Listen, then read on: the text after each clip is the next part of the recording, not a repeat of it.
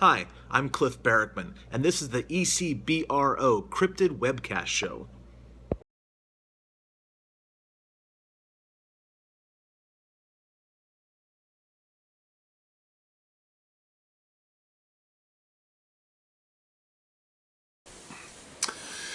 Well, the first thing we need to look at is, what is a cave? You know, I'm sure everybody's familiar with a cave, a big opening that we could walk into.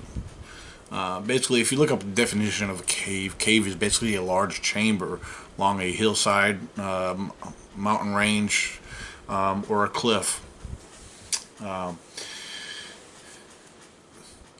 Most caves are what people believe or describe as what tourists go to visit, to have their tours to go walk through with groups of people. Those caves, they're also known as caverns. Some of these go in for many thousands of feet, some even miles. The world we live in has so much yet to discover, but we're going to focus on caves today. We're going to talk a little bit about caves and Bigfoot. We're going to talk about caves and Bigfoots and the theory behind Bigfoot living underground. A little bit more about a cave. You know, a cave is also a hollow place in the ground, specifically a natural underground large space enough for a human to enter. Caves form naturally by the weathering of rocks. All right, and then often extend deep underground. So, like I just said, some caves could go for miles and miles. Well, you know, think about caves. A lot of them caves, you know, like the rock over a period of time becomes weathered. The erosion. Think about erosion. That's basically what we're talking about. The erosion of stone. And some caves are developed using water, rain, through a period of time, extending through the breakdown of a stone or the material of the stone, creating over a period of time. In some caves, the stalactites, and for those who may be familiar with some of the terms within the structures and formations inside of a cave, I'm not going to give you a lesson on them because a lot of you are familiar with these. Especially if you go on these tours with these different caverns and stuff. Like here in Virginia, we have the Luray Caverns, we have the Shenandoah Caverns, and so forth. We have several different caverns here in the state of Virginia. We have one of the largest areas for caverns here on the East Coast, and not to mention other locations along the East Coast, out throughout the rest of the country. Now, as far as Bigfoot's concerned, I've been asked, and this has been presented to me. I've seen it in other people's theories where Bigfoot is believed to be living underground, and they asked me, "Well, what's your opinion on that?" And honestly, I said I believe that's a strong possibility. Well, the more I think about it, and the more I analyze, the terrain and the and the locations, and just from the couple of the little bit of caves I've come across and discovered, I'm starting to believe that is more of a, I'm starting to conclude that there is some truth in that. Let's talk about, we're going to slightly branch off of the cave discussion here. We're going to talk about shelters or formations that, that, a lot of people come across these possible shelters that they believe, okay, Bigfoot lived here. Well, anything above ground that forms or creates a shelter, we got to consider that, if Bigfoot's such an elusive creature, you think, are they going to leave themselves vulnerable to stay above ground to be caught or seen? They're elusive. They want to stay hidden. Also, they want to be protected. These are smart creatures we're talking about here. We're, very highly intelligent subjects. So why would a subject such as Bigfoot stay above ground, taking that chance where a predator could possibly, invade their territory, and be caught off guard? That's something they're not going to take that chance on. So, and also from the elements, think about that. When you think of a cave that goes underground, what else do you think about? Think about a basement of a house, a walk-in cellar, or a basement. Okay? When we have a tornado coming through the area, or you have to evacuate, to take refuge from from extreme bad weather, tornadoes, hurricanes. If you have a basement in your home, that is the most safest location to take refuge. You're surrounded by pure concrete and more of a support system. So therefore, you retreat to the basement. You're taking shelter, you're taking refuge. Okay? And you are protected there. Now think about it. It's the same concept. It makes a lot of sense. In a basement, you can survive. And if you're prepared, you get your food. You can store food. Okay? You can produce heat. If you're prepared, if you have the right material. And so, why is it impossible? It's not impossible. Ladies and gentlemen, people only believe in caves that exist for what people realize that are only discovered, that tourists go through. People believe that there's only small caves and dens for bears and stuff to go into. Ladies and gentlemen, there's more caves in the world that no man has yet to discover. There's so much terrain that we have not stepped a foot on. There's so much terrain that people have no idea about. And not just natural caves, but think about years and years ago, old mines that have been long forgotten, have been used in over decades, a century, even centuries. Mining has been going on for a long time. There's been underground formations formed from other settlements, from years and years and years past, that were used for various reasons, for either possible other shelter from other tribes. Okay? And a lot of these have been left and forgotten and moved on. Even in biblical times, if you read in the Bible speaks about cave dwellers, and the cave dwellers were human beings. Humans, okay? People lived in caves. And we're not talking about caveman or Neanderthal, we're talking about pure humans like me and you. So, ladies and gentlemen, there is more caves in the world than you could ever think or imagine. How are these caves discovered? For one, you need to have time and dedication and the endurance to venture and trek in and take the time to go in deep and prepare to encounter obstacles, dangers, and have the ability to go where it appears to be impossible.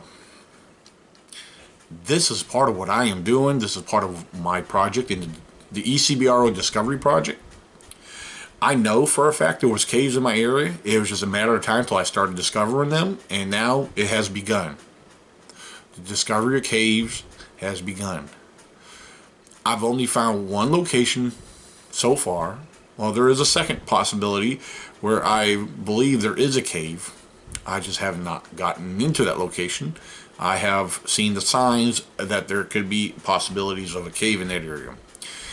But in my general area where I study and research and trek through, I actually have discovered cave structures.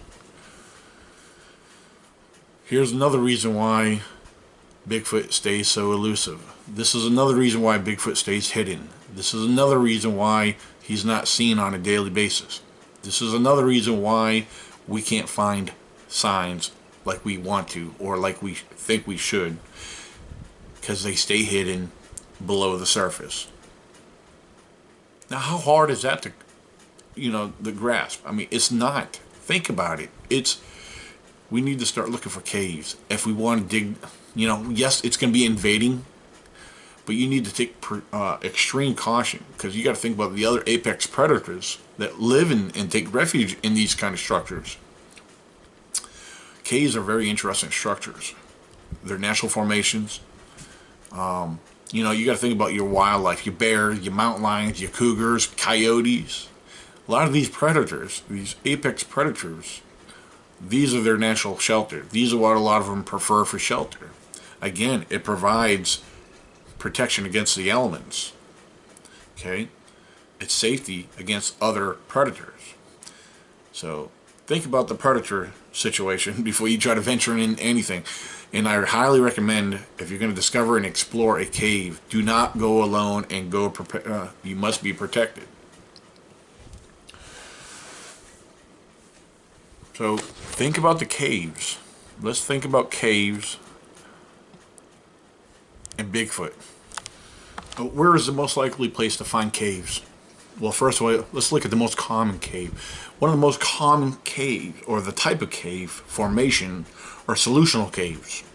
These are which are formed by natural acids and underground dissolving soluble rocks, such as limestone, or sometimes chalk. When I say chalk, we're referring to, you ever see on the side of a mountain ridge or going up a hillside, you get a lot of these white sandy stone looking rocks. A lot of that's considered like a chalk stone. Dolomite, marble, or gypsum. All right. A lot of these here, especially where they cluster together, and a lot of them form natural overhangs or ledges. These are the locations you want to look at. These are very common, and I know in my area, that's exactly where I discovered 2 caves. Exactly. Now, depending on the region or where you're located, sometimes this may vary on the stone or the various locations where you may be located. But I'm here on the East Coast. I can speak generally for my general area, the state of Virginia. Again, up and down the East Coast. It may vary as you go further south. It may vary if you go further north, considering moving out west. But we're looking around general areas here on the East Coast, even now reaching out towards Kentucky, West Virginia, and so forth, and even up through Ohio. A lot of these cave structures are formed by natural formations, like I said, the limestone. And limestone, and keep in mind, a lot of these caves hold water. These are locations that usually have water running through them, or have had water running through them. Again, through a period of time, the acid in the rain that comes through the ground. Keep in mind, that's how a lot of the ground in a lot of these areas become very acidic because of the rain. A lot of these areas hold a lot of heavy rain. And so I know in my research here, the rain, when it rains, when we get rain in the state of Virginia, outside, out towards that western part of the area, the rain loves hitting that area. And through a period of time, a lot of the rain builds up in there. And so that way, through a period of time, it's actually forming these caves. It's diluting. It's actually causing a natural erosion through the stone underground, forming openings. And keep in mind, that rain comes out of the ground. And a lot of times, if you ever noticed, this is a fun fact right here you might want to keep in mind. You ever notice a stream or a natural spring coming out of the ground? Well, it's flowing. It's got a natural flow somewhere. It's not just coming out of the straight dirt, or soil. There is a natural flow. There is a larger opening for that water source. It leads into a larger opening because where there's stone in the formation through a period of time, it's become a tunnel system, which in another area it leads to a more of a larger location, such as a cave. Think about that. And there's an entrance and an exit to every cave. And not every entrance or exit in easy access. So think about it. So again, let's keep it simple. You got water, and any subject, any apex predator could store their food in there for a period of time and survive on the ground without coming above ground. Okay? It's a survival system.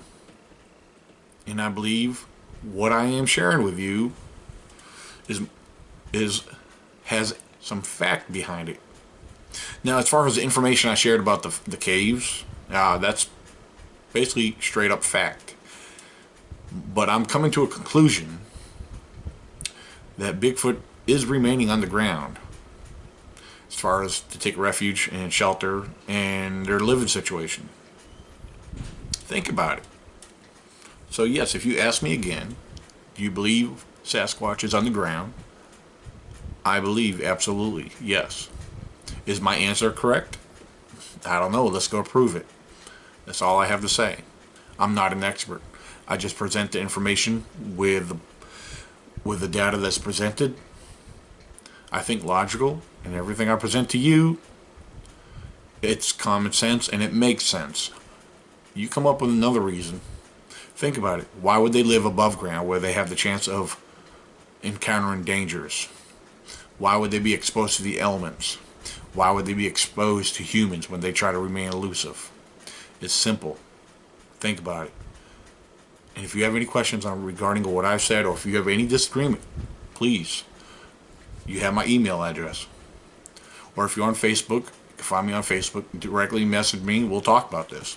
I'll be glad to share any other information. Again, I'm not an expert, but I'm here to share and present tools to you to get you thinking and draw your own conclusions.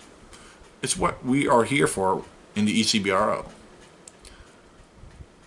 So, to the next webcast video, make sure you subscribe to this YouTube channel, ECBRO98.